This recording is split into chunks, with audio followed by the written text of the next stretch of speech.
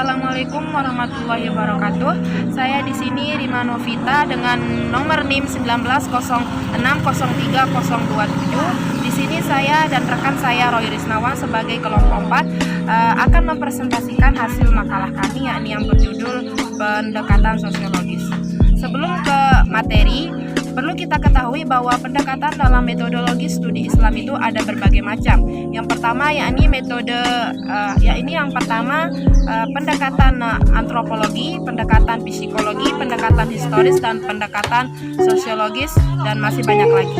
Di sini kami kelompok 4 akan menjelaskan kepada teman-teman pengertian dari pendekatan sosiologis. Langsung saja saya ke materi, yakni yang pertama, persoalan dan pendekatan.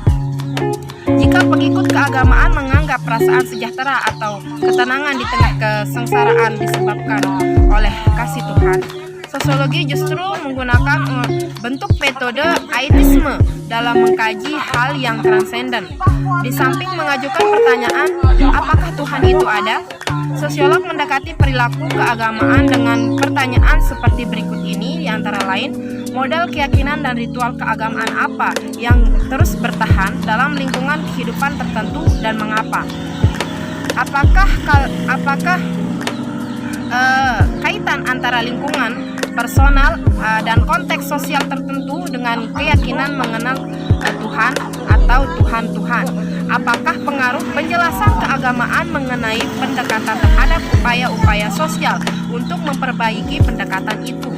Pendekatan utama dalam sosiolog agama kontemporer adalah pembela dan penentang tesis sekularisasi yang mendominasi teori-teori sejak Comet dan Durkheim. Selanjutnya ialah pendekatan sosiologi. Secara etimologi, kata sosiologi berasal dari bahasa Latin yang terdiri dari kata sosios yang berarti teman dan logos yang berarti berkata atau berbicara tentang manusia yang berteman atau bermasyarakat secara terminologi. Sosiologi adalah ilmu yang mempelajari struktur sosial dan proses-proses sosial, termasuk perubahan-perubahan sosial. Adapun objek sosiologi adalah masyarakat yang dilihat dari sudut hubungan antara manusia dan proses yang meningkatkan daya kemampuan manusia dan menyesuaikan diri tentang kehidupan manusia dalam kelompok sebagai suatu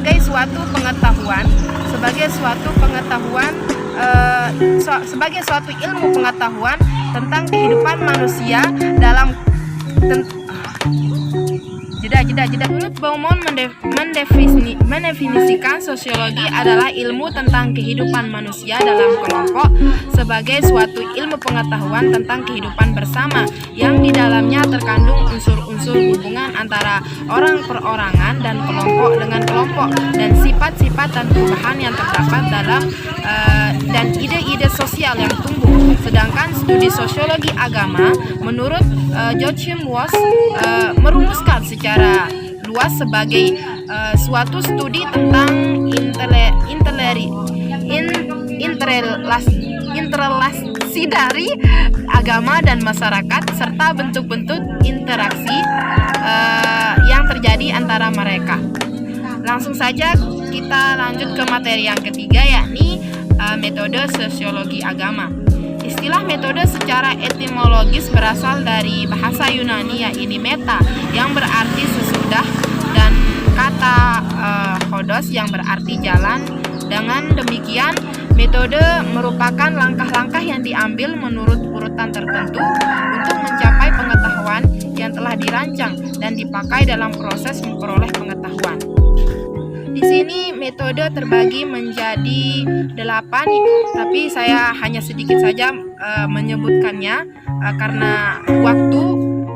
Langsung saja saya sebutkan satu persatu, yakni yang pertama metode deskriptif, yang kedua metode eksploratory, dan yang ketiga metode fungsionalisme, yang keempat metode survei. Mungkin hanya ini yang dapat saya jelaskan. Kurang dan lebihnya mohon dimaafkan. Materi selanjutnya akan dijelaskan oleh rekan kelompok saya, yakni Roy Risnawan. Wabillahi taufiq wal hidayah. Wassalamualaikum warahmatullahi wabarakatuh.